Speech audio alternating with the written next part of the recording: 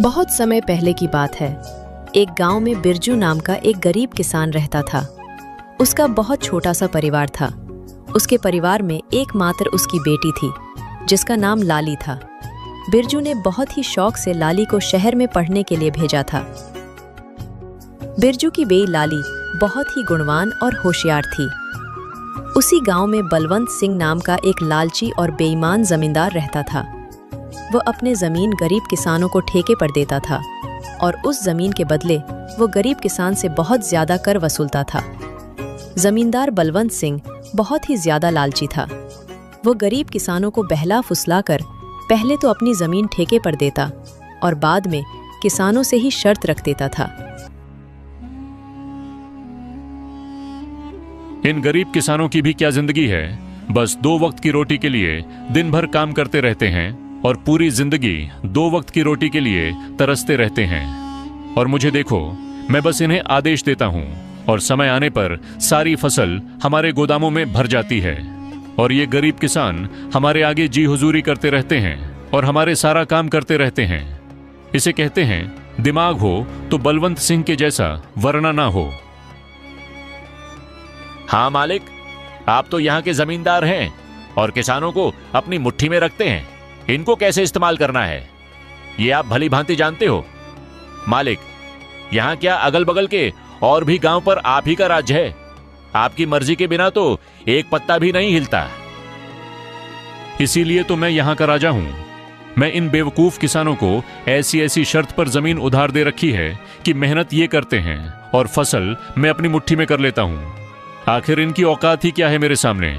जमींदार अपने नौकर से ये सब बातें कर ही रहा होता है, तभी उसके पास एक बिरजू नाम का एक गरीब किसान आता है, जो बहुत दुखी और परेशान होता है। मालिक, मैंने सुना है कि आप किसानों को जमीन ठेके पर देते हो। अरे हाँ भाई, तुमने बिल्कुल ठीक सुना है। मैं अपनी जमीन किसानों को ठेके पर देता हूँ। तो मालिक, आप मुझे भी अपनी जमीन ठेके पर दे दीजिए। मैं भी आपकी जमीन पर 1 साल के लिए ठेके पे काम करना चाहता हूँ। मेरा नाम बिरजू है और मैं पास के ही गांव बसंतपुर में रहता हूँ। अच्छा ठीक है बिरजू, मैं तुम्हें अपनी जमीन ठेके पर दे दूंगा, लेकिन मैं अपनी जमीन ठेके पर देने पहले से पहले कुछ शर्त रखता हूँ। ठीक है मालिक, मैं आपकी शर्त मानने के लिए तैयार हूँ। बताइए आपकी क्या शर्त है। शर्त यह है कि तुम्हें मेरी जमीन पर काम करना होगा और 1 साल के बाद उस जमीन पर जो भी फसल उगेगी उसका आधा हिस्सा तुम्हारा होगा और आधा हिस्सा मेरा होगा। जी ठीक है मालिक, मुझे आपकी शर्त मंजूर है। जमींदार से जमीन की कागजी कार्रवाई करने के बाद बिरजू अपने घर चला जाता है और अगले दिन खेती करने के लिए उस खेत में पहुंच जाता है। चलो, अब जमींदार साहब से जमीन तो ले ली है, अब इसमें खेती करना शुरू कर देता हूँ। उम्मीद है इस जमीन पर अच्छी फसल होगी। मुझे इस जमीन पर बहुत मेहनत करनी होगी, तभी मेरे लिए कुछ बच पाएगा। बिरजू उस खेत पर दिन रात मेहनत करके फसल उगाता है। कुछ महीनों बाद गेहूं की फसल उगकर तैयार हो जाती है और बिरजू गेहूं की फसल की कटाई शुरू कर देता है। बिरजू के उगाए हुए फसलों की खबर जमींदार बलवंत सिंह के कानों तक पहुंचती है। क्या मालिक, आपको पता नहीं है क्या आज मदन अपने फसल की कटाई कर रहा है। इस साल तो बिरजू ने बहुत अच्छी गेहूं की फसल उगाई है। बिरजू ने जो गेहूं की फसल उगाई है वह तो एकदम से लहलहा रही थी। बिरजू ने उसकी कटाई करना शुरू कर दिया है। क्या सच में? यह तो बहुत अच्छी खबर है कि बिरजू आज फसल की कटाई कर रहा है। चलो चलकर देखते हैं।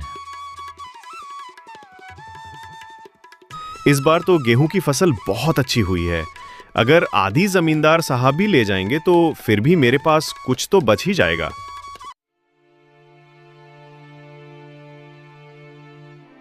अरे बिरजू, तुमने तो फसल तैयार कर दिया और इस बार की फसल तो बहुत अच्छी लग रही है देखने में। हाँ मालिक, इस बार मैंने गेहूं की फसल लगाई है। इतनी अच्छी गेहूं की फसल उगाने के लिए इस बार मैंने अपना खून पसीना एक कर दिया है। मैंने दिन रात मन लगाकर इस खेत में बहुत मेहनत की है, तब जाकर इतनी अच्छी फसल हो पाई है। इसलिए अब तो मैंने कटाई भी शुरू कर दी है। अरे ओ बिरजू, ये तो मेरी उपजाऊ जमीन का कमाल है। तुम्हारी मेहनत से कुछ नहीं हुआ है। उपजाऊ जमीन के कारण इतनी अच्छी फसल हुई है। तुम्हारी मेहनत हो या ना हो, फसल तो अच्छी होनी ही थी। मालिक, खेत भले ही उपजाऊ हो, अगर उसमें मेहनत नहीं होगी तो फसल कैसे उगेगी? मैंने बहुत मेहनत की है इस खेत में। ज्यादा मत बोल बिरजू, मेहनत तो किराए के मजदूर भी करते हैं। असली कमाई का हकदार तो वही है जिसकी जमीन है। शर्त के मुताबिक जल्दी से मेरे फसल का आधा हिस्सा निकाल। चल जल्दी कर, मुझे बहुत सारे काम है, मुझे वापस भी जाना है। ये कहकर जमींदार बिरजू से सारी गेहूं की अच्छी फसल लेकर चला जाता है और खराब फसल बिरजू के पास छोड़ देता है, जिसे देखकर बिरजू मायूस हो जाता है। हे ईश्वर, इतनी जी तोड़ मेहनत करने के बाद बस इतनी सी फसल मेरे हाथ आई है। हम गरीबों को लोग ऐसे ही लूटते हैं। इतनी मेहनत करने के बाद भी हमारे हाथ में कुछ नहीं आता है। हे ईश्वर, कब मेरी अपनी जमीन होगी? बिरजू इसी तरह अपनी जिंदगी काट रहा था।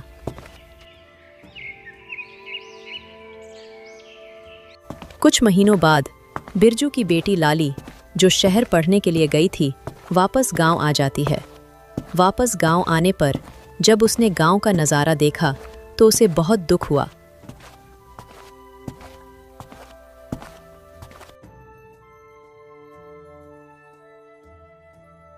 पिताजी, हमारे गांव का ऐसा हाल क्यों है? गांव के सभी लोग दुखी और परेशान नजर आ रहे हैं। आखिर बात क्या है? लाली बेटा, इस गांव में गरीब किसान की यही किस्मत है। जमींदार बलवंत सिंह जैसे लोग हमारी गरीबी का फायदा उठाते हैं। मेहनत हम करते हैं और उसका फायदा जमींदार बलवंत सिंह जैसे लोग खा जाते हैं। हमारे पास ना अपनी जमीन है और ना अधिकार। हम गरीब किसान बस मेहनत करते हैं और भूखे रहते हैं। किसानों की ऐसी दयनीय स्थिति को सुनकर लाली बहुत दुखी हो जाती है। पिताजी, आप चिंता मत कीजिए।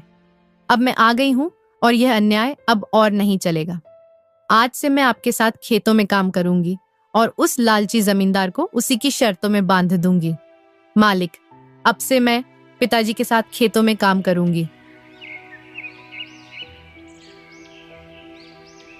अगले ही दिन लाली जमींदार बलवंत सिंह के यहाँ पहुंच जाती है। अरे लाली, तुम यहाँ कहो, क्या बात है? मुझे ठेके पर कुछ जमीन चाहिए। तुम तो एक लड़की हो, अब तुम खेती करोगी? अरे तुम अभी बच्ची हो, तुम्हारे अंदर इतना दम नहीं है। तुम पढ़ी लिखी लड़की हो, खेती नहीं कर पाओगी। नहीं मालिक, ऐसा मत बोलिए। भले ही मैं पढ़ी लिखी हूँ, मगर हूँ तो एक किसान की बेटी ही ना। खेती करना मुझे अच्छी तरह से आता है। अच्छा चलो ठीक है, तुम्हारी बात मैं मान लेता हूँ। वैसे भी काम का क्या रह गया है? पढ़ लिख कर तो सभी ऐसे ही बेरोजगार घूम रहे हैं। आपका बहुत बहुत धन्यवाद मालिक। अरे धन्यवाद बाद में दे देना, पहले मेरे नियम और शर्तें को सुन लो। आपकी क्या शर्त है मालिक, बताइए। जमींदार बलवंत सिंह, ये तो बच्ची है। इस बार कुछ ऐसी शर्त बता देता हूं जिससे इसकी सारी फसल मेरी हो जाएगी। वैसे भी इसके पिता बिरजू हर साल गेहूं ही लगता है, तो ये भी गेहूं ही लगाएगी। अच्छा लाली सुनो, तुम जो भी फसल लगाओगी उसका आधा हिस्सा मैं रखूंगा और आधा हिस्सा तुम रखोगी। लेकिन ऊपर का हिस्सा मैं रखूंगा और नीचे का हिस्सा तुम रखोगी। अगर तुम्हें मेरी यह शर्त मंजूर है तो बोलो। ठीक है मालिक, मुझे आपकी शर्त मंजूर है, ऐसा ही होगा।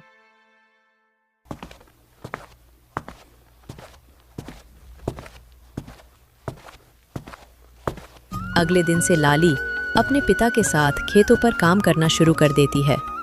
लाली ने इस बार धान की बजाय आलू की फसल लगाई और कुछ महीने बाद फसल तैयार हो गई। आलू की फसल इस बार बहुत अच्छी हुई थी। अब लाली और उसके पिता दोनों खेत से आलू की फसल निकालने लग जाते हैं।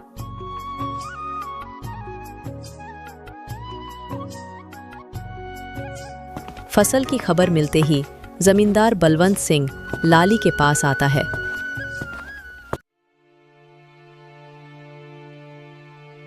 अरे लाली, शर्त तो याद है ना तुम्हें? हाँ हाँ मालिक, मुझे सब कुछ याद है। आधा आपका और आधा मेरा। और आपने कहा था कि ऊपर का हिस्सा आपका होगा और नीचे वाला का हिस्सा मेरा होगा।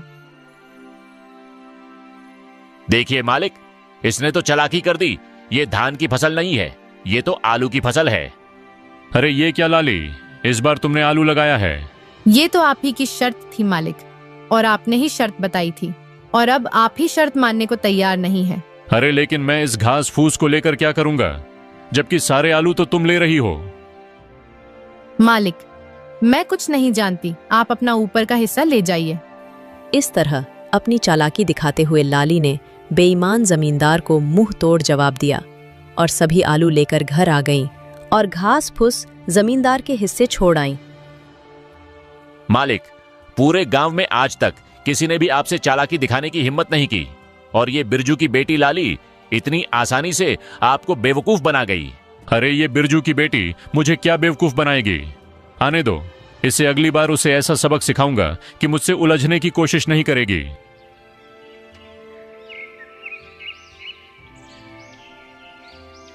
कुछ दिनों के बाद लाली दोबारा जमींदार के घर जाती है।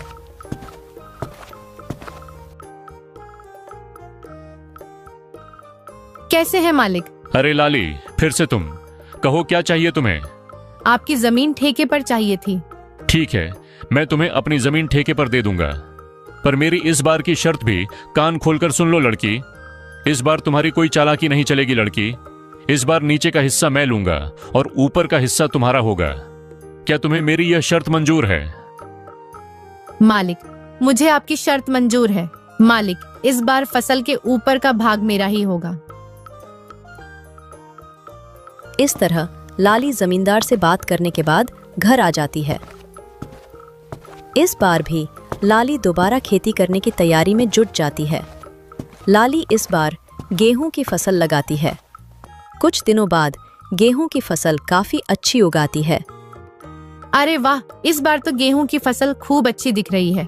मजा आ गया। आने दो उस बेईमान जमींदार को, तब उससे मजा चखाती हूँ। कुछ दिनों के बाद जमींदार लाली के पास आता है। जैसे ही जमींदार लाली के खेत के पास पहुंचा तो गेहूं की फसल देखकर उसका तो दिमाग ही चकरा गया। अरे ये क्या, इस लाली ने तो इस बार गेहूं की फसल लगा दी है। ये लड़की तो जितना मैं सोच रहा था उससे कहीं होशियार निकली। प्रणाम मालिक, कैसे हैं आप? ठीक तो है ना? देखिए मालिक, इस बार मैंने गेहूं की फसल लगाई है और आपकी शर्त के अनुसार फसल के ऊपर का हिस्सा मेरा होगा और नीचे का हिस्सा आपका होगा। इस तरह अपनी चतुराई से लाली ने दोबारा जमींदार बलवंत सिंह को मूर्ख बना दिया और जमींदार एक बार फिर से धोखा खाकर गुस्से से तिलमिला गया। अरे मालिक, उस पिद्दी सी लड़की का दिमाग तो देखिए। आप जैसे इतने बड़े चालबाज जमींदार को उसने फिर से मूर्ख बना दिया। तुम सही कह रहे हो झुमरू, मैं तो उसे बच्ची ही समझ रहा था और उस बच्ची ने मुझे फिर से मूर्ख बना दिया। अगली बार उसे आने दो, फिर उसे बताता हूं कि जमींदार बलवंत सिंह क्या चीज है। लाली ने गेहूं की फसल की कटाई की और सारी फसल अपने घर ले आई और उस फसल का कुछ हिस्सा लाली ने गांव के जरूरतमंद लोगों में बांट दिया। लाली और बिरजू दोनों बहुत ही खुश थे। कुछ दिनों बाद फिर से फसल उगाने का समय आ गया। चलो, उस लालची जमींदार से आज फिर से मुलाकात करती हूँ और उससे ठेके पर जमीन लेकर फिर से फसल उगाती हूँ और देखती हूँ कि इस बार वह जमींदार शर्त में अपना में कौन सा खुराफाती दिमाग लगाता है। ये सोचकर लाली ठेके पर जमीन के लिए उस जमींदार के पास फिर से जाती है। अच्छा, तो तुम मुझसे मिलने के लिए फिर से आ गई। देखो लड़की, तुम मुझसे ज्यादा होशियार बनने की कोशिश मत करना। मैं भी जमींदार बलवंत सिंह हूँ। मुझे होशियारी नहीं आती है मालिक।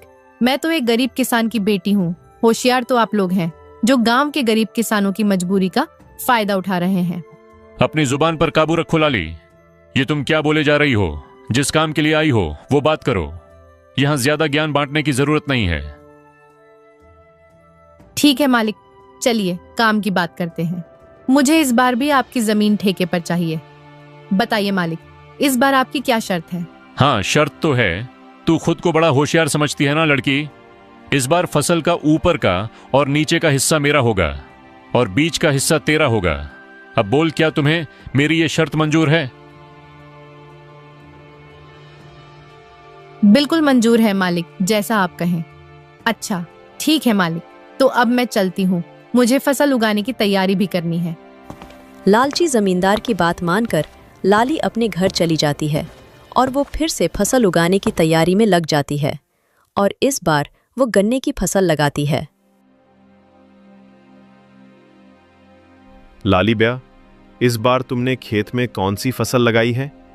पिताजी, इस बार मैंने गन्ने की फसल लगाई है। फसल काफी अच्छी हुई है, इस बार भी आमदनी अच्छी होगी पिताजी। ये तो बहुत अच्छी बात है बेटा, तुम बस ऐसे ही मेहनत करती रहो। कुछ महीनों बाद लालची जमींदार और उसका नौकर दोनों लाली के पास आते हैं। मालिक, इस बार तो लाली का दिमाग ही चकराने वाला है। इस बार तो आपने शर्त ही ऐसी रखी है, ऊपर का हिस्सा आपका और नीचे का भी हिस्सा आपका। तुमने बिल्कुल सही कहा झुमरू। इस बार मैंने अपने दिमाग का 100% उपयोग करके ब्रह्मास्त्र छोड़ा है। मैं भी अब देखता हूं वो किसान की बेटी लाली कैसे बचती है। इस तरह दोनों बातें करते हुए खेत के पास पहुंच जाते हैं और जैसे ही वो खेत के पास पहुंचते हैं तो देखते हैं कि इस बार लाली ने गन्ने की खेती की है। मालिक, ये लाली तो आपकी भी अम्मा निकली। देखिए जरा, इस बार उसने कौन सी फसल लगाई है। अरे ये क्या, इस लाली में तो इस बार गन्ने की फसल लगाई। अब बताओ भला, ऊपर का और नीचे का हिस्सा मेरा होगा और बीच का हिस्सा उसका होगा। मतलब इस बार भी मेरे हिस्से में घास फूसी आनी है। मैं इस बार भी बेवकूफ बन गया, मान गया इस किसान की बेटी के दिमाग को।